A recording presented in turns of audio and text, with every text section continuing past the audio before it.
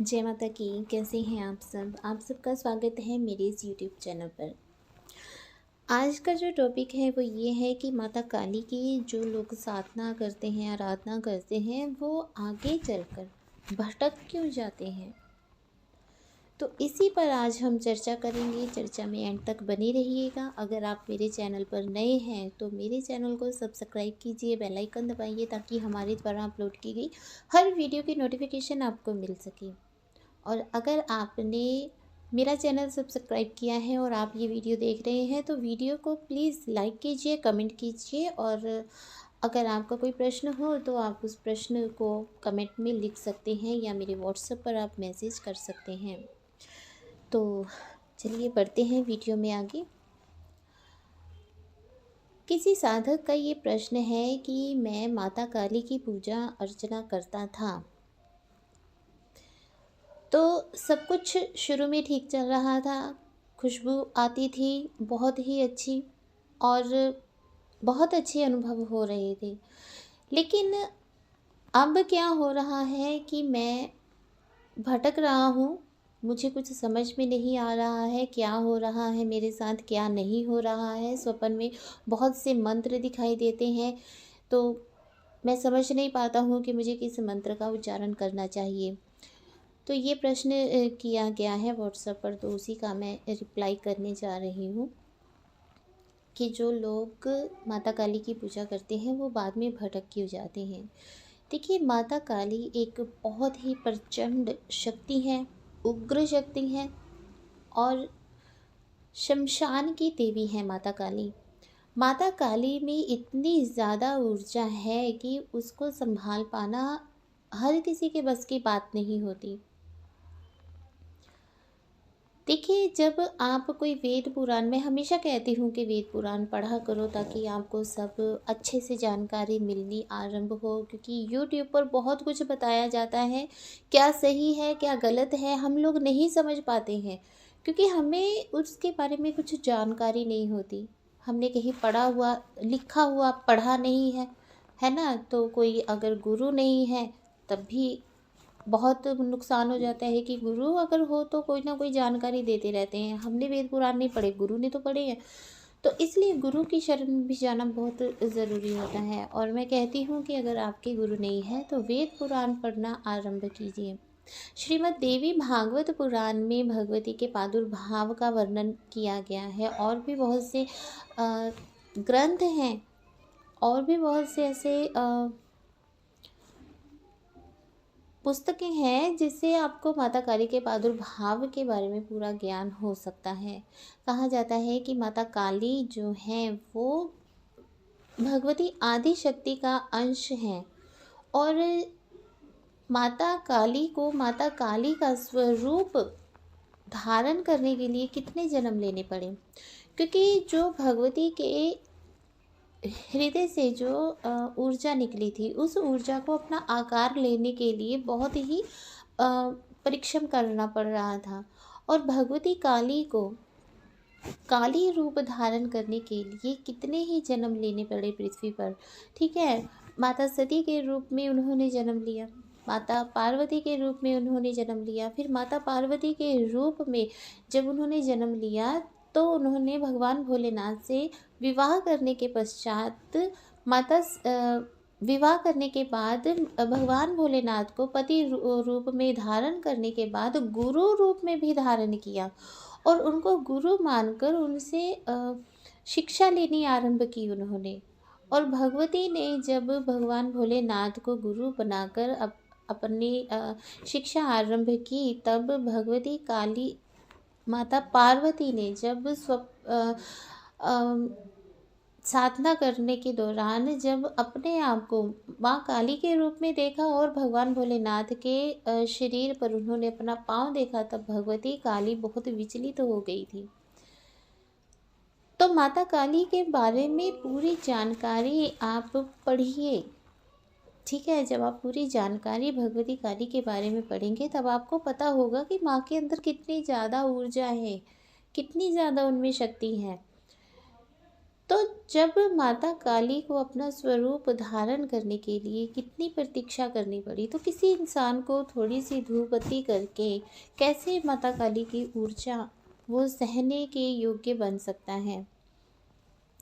असल में जो है वो आप जब पढ़ेंगे तभी आपको पूर्ण ज्ञान प्राप्त होगा। यूट्यूब पर वीडियोस देख देख के आपको पूरा ज्ञान नहीं मिल पाएगा। यूट्यूब पर आप कितना ही माता काली के बारे में जान पाएंगे।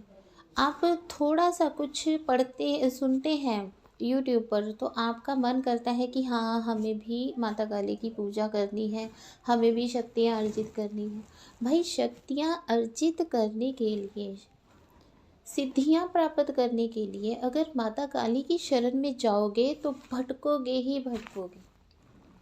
इसमें कोई भी दो राय नहीं है कि माता काली की शरण में आप गए हैं, लेकिन आपका शरण में जाने का जो प्रयोजन था वो शक्तियां प्राप्त करना था और सिद्धियां प्राप्त करना था, तो आप जरूर भटकेंगे। क्योंकि माता काली जब किसी साधक को अपनी शक्तियाँ देती हैं तब उसकी परीक्षा भी लेती हैं, और सबसे बड़ी परीक्षा तो उनके धैर्य की ही लेती हैं वो, कि जो साधक है उसमें कितना धैर्य है। इसलिए मैं कहती हूँ, हमेशा ही कहती हूँ, आप किसी भी देवी देवता की साधना कीजिए, लेकिन शक्ति प्राप्त करने के लिए नहीं, केवल और केवल उन्हें माँ रूप में प्राप्त करने के लिए, पिता रूप में प्राप्त करने के लिए, उनका आशीर्वाद प्राप्त करने के लिए। निस्वार्थ जब आप भक्ति करेंगे तभी आपको उनसे बहुत कुछ प्राप्त हो सकता है। अगर आप किसी लालच वश कि मुझे शक्तियाँ चाहिए, सिद्धियाँ चाहिए, और आप उनकी आराधना शुरू करते हैं, अर्चना शुरू करते हैं, ठीक है, उनके अनुष्ठान करने शुरू करते हैं, उनके मंत्रों का उच्चारण करना शुरू करते हैं, तब यहीं पर आप गलती कर जाते हैं। भगवती की पूजा आप जितना भी ज़्यादा सरल होकर करेंगे उतना ही ज़्यादा आपको जल्दी अनुभव भी होंगे और भगवती प्रसन्न भी होंगी। देखिए, किसी माँ के दो बच्चे हैं, एक बच्चा बहुत चतुर चालाक है, ठीक है, एक बच्चा बहुत ज़्यादा क्लेवर है, चतुर चालाक है, लेकिन दूसरा बच्चा बहुत ही सरल है, सीधा है, ठीक है, वो हर एक की बात को मान जाता है। तो माँ किस बच्चे के ज़्यादा करीब होती है? जो बच्चा चतुर चालाक है या जो बच्चा बहुत सीधा सरल है।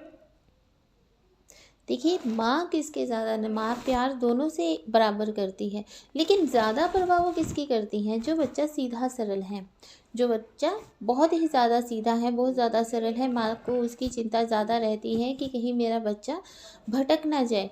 तो अगर आप सीधे और सरल रहकर ही भगवती की आराधना करते हैं, भक्ति करते हैं, तब माँ आपसे प्रेम करेगी, स्नेह करेगी और हमेशा आपको भटकने से बचाएगी। लेकिन अगर आप बहुत चतुर चालाक बनकर अपने आप को बहुत बड़ा तांत्रिक समझकर भगवती की पूजा अर्चना करते हैं, तब देखिए फिर मार्ग में कठिनाइयाँ आती ही आती हैं। ऐसा होता सबके साथ है, लेकिन कुछ लोग हैं वो मान जाते हैं, कुछ लोग नहीं मानते। कुछ लोग सोचते हैं कि नहीं, हम जो कर रहे हैं वो सही है, दूसरा जो कर रहा है वो गलत है। आप भगवती काली की सेवा कीजिए, उनकी साधनाएं करने की बजाय उनकी सेवा कीजिए, क्योंकि सेवा से जो आप प्राप्त कर सकते हैं वो साधनाओं से प्राप्त नहीं कर सकते। आप भगवती की सेवा करके अपने हर एक शत्रु पर विजय प्राप्त कर सकते हैं। भगवती की सेवा करके आप रोगों पर, बड़ी से बड़ी बीमारी पर विजय प्राप्त कर सकते हैं। भगवती की सेवा करके आप दौलत शोहरत भी प्राप्त कर सकते हैं, यश मान सम्मान प्राप्त कर सकते हैं, सभी कुछ प्राप्त कर सकते हैं। लेकिन एक बात को आप हमेशा ध्यान रखिए, या तो आप किसी योग्य गुरु की शरण में जरूर जाइए, जो आपको वेदों पुराणों के द्वारा, वेदों पुराणों के जो उन्होंने वेदों पुराणों में पढ़ा है, सीखा है, अपने गुरुओं से जो सीखा है वही वो अपने शिष्य को सिखाते हो। ऐसे गुरु की आप शरण में जाइए। ऐसे गुरु की शरण में मत जाइए जो भगवती काली की सेवा करने की बजाय आपको शमशान की कोई शक्ति सिद्ध करवा दे और आप सारी ज़िंदगी सिर्फ उस शक्ति को माता काली समझकर ही पूजते रहें। तो जब आप माता काली की कोई साधना करते हैं, आराधना करते हैं, माँ काली के कोई मंत्र का जाप अनुष्ठान शुरू करते हैं, तब भटकाव क्यों आ जाता है? इसीलिए आता है जब आप अपने आप को बहुत बड़ा तांत्रिक, बहुत बड़ा मांत्रिक, बहुत बड़ा यांत्रिक, बहुत बड़ा साधक समझकर जब आप भगवती के सामने बैठते हैं, तब भगवती आपके सबसे पहले अहंकार को तोड़ती है, क्योंकि ये भी अहंकार है कि मैं उनका बहुत बड़ा भक्त हूँ, ये भी अहंकार है। तो आप भटक क्यों जाते हैं? एक कारण तो ये हुआ।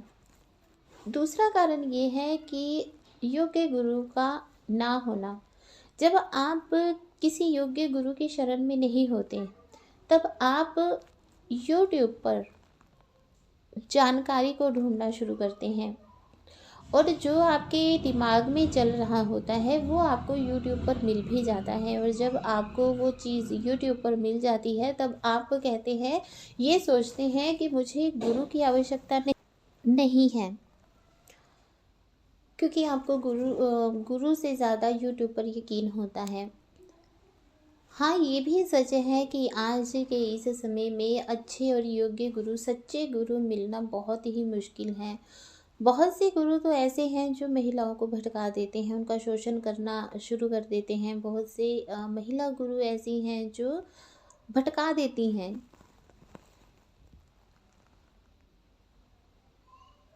आज के गुरुओं को बहुत समझ पाना बहुत मुश्किल हो गया है कि कौन सच्चा है, कौन झूठा है। लेकिन हाँ, आज के समय में भी आपको अच्छे योग्य गुरु मिल सकते हैं यदि आपकी श्रद्धा सच्ची है। तो सेकंड जो कारण है भटक जाने का, वो है कि आपको योग्य गुरु नहीं प्राप्त हुए।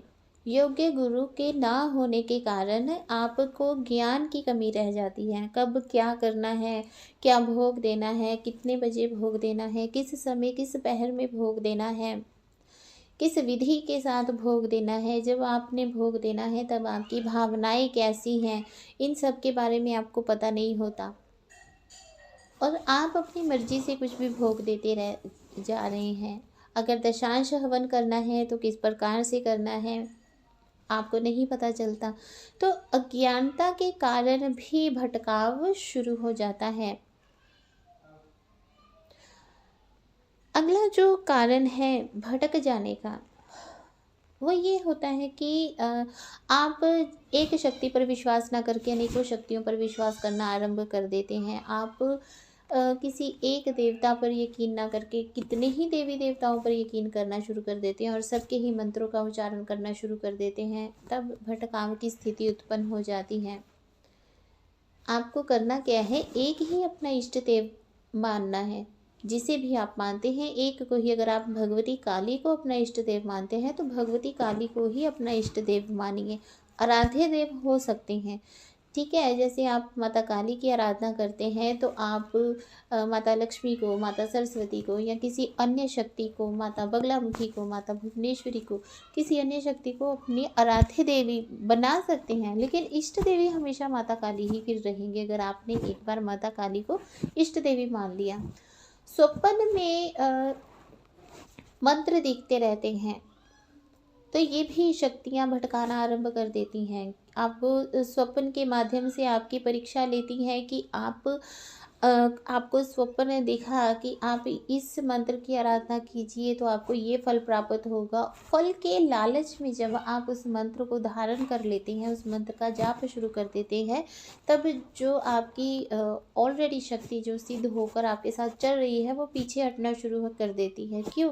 क्योंकि आपने उस शक्ति के अलावा दूसरी शक्ति को प्रधान बनाकर उसका जाप करना शुरू कर दिया। शक्तियाँ भी आपस में टकराती हैं, इस बात का अच्छे से ध्यान रखिए। आप में पूजा पाठ करना आपका कम हो जाएगा, पूजा में मन नहीं लगेगा, पाठ करने में मन नहीं लगेगा आपका, ऐसा होना शुरू हो जाता है।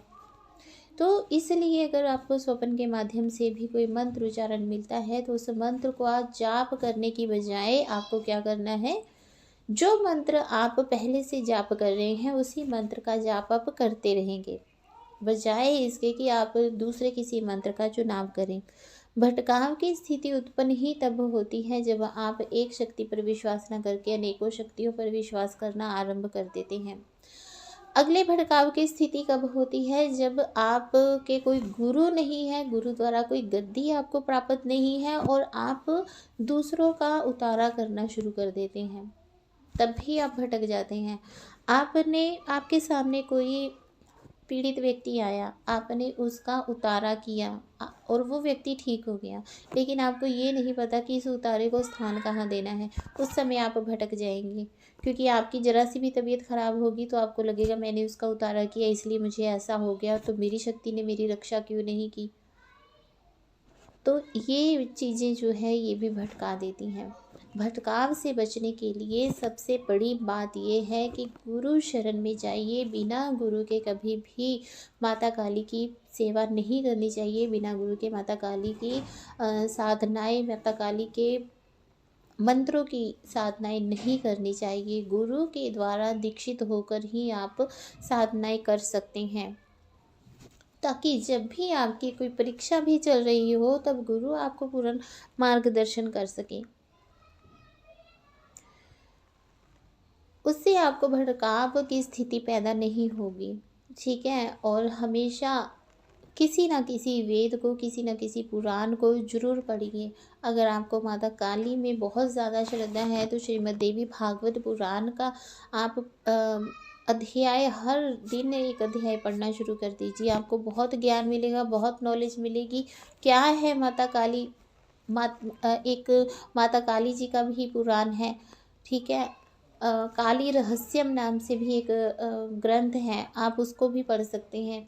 उससे आपको बहुत नॉलेज मिलेगी। लेकिन मंत्रों का उच्चारण आपने नहीं करना है, ठीक है, क्योंकि इनमें भी मंत्र दिए जाते हैं। लेकिन मंत्रों के जैसे आपको कर न्यास अंग न्यास नहीं आता, तो कर न्यास अंग न्यास के बिना आप नहीं कर सकते हैं। आपको शरीर का बंधन करना नहीं आता। ये सब चीज़ें तो गुरु द्वारा ही सिखाई जाती हैं।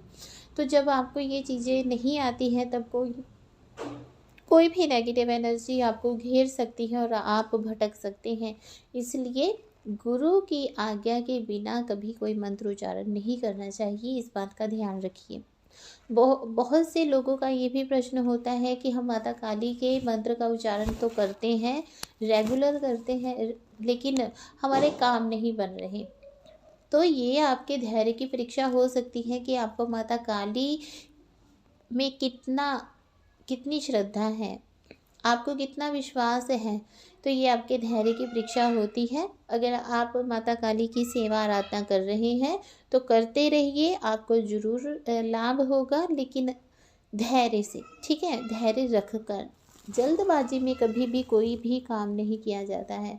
अगली बात, आपके गुरु हैं लेकिन आप किसी अन्य गुरु से उसका सल्यूशन पूछते हैं, तो ये भी गलत बात है। ऐसा भी नहीं करना चाहिए। जो आपके गुरु हैं, अपने गुरु से ही हर एक सल्यूशन आपको मांगना चाहिए, अन्य किसी से भी नहीं। क्योंकि आप किससे सल्यूशन मांग रहे हैं, उस व्यक्ति ने सात्विक शक्तियाँ सिद्ध की हैं या तामसिक शक्तियाँ सिद्ध की हैं, ठीक है, या शमशान की शक्तियाँ सिद्ध की हैं, ये आपको नहीं पता। लेकिन आपको ये तो पता है ना कि आपके गुरु के पास कौन सी शक्ति है। बहुत से लोगों का ये भी कहना होता है कि हमारे गुरु जो हैं वो हमें मार्गदर्शन नहीं करते। देखिए, गुरु भी परीक्षा लेते हैं कि आप में कितना धैर्य है, आप अपने गुरु के प्रति कितने समर्पित हैं, ठीक है। गुरु ने भी कड़ी परीक्षाएं दी हैं, गुरु ने भी कड़ी मेहनत की है, कड़ी तपस्या की है, तभी वो गुरु की पदवी धारण किए हुए हैं, गुरु की पदवी पर बैठे हुए हैं। तो अगर गुरु आपसे आपकी परीक्षा ले रही हैं कि आप में कितना धैर्य है, तो इसमें कुछ भी गलत नहीं है। अगर उन्होंने आपको शिष्य बनाया है तो ज्ञान देने के लिए ही शिष्य बनाया है। लेकिन आपको अगर ज्ञान लेना है तो आपको भी धैर्य रखना होगा।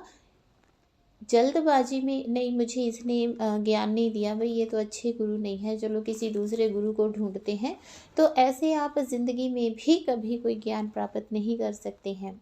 आपके गुरु अच्छे हैं, बुरे हैं, जैसे भी हैं, आपके गुरु हैं। गुरु से बड़ा गुरु का नाम। जो आपके गुरु ने आपको मंत्र उच्चारण गुरु दीक्षा में दिया है, जपने के लिए मंत्र दीक्षा दी है, उस मंत्र दीक्षा के सहारे आप बढ़ते रहिए आगे, कुछ नहीं होगा।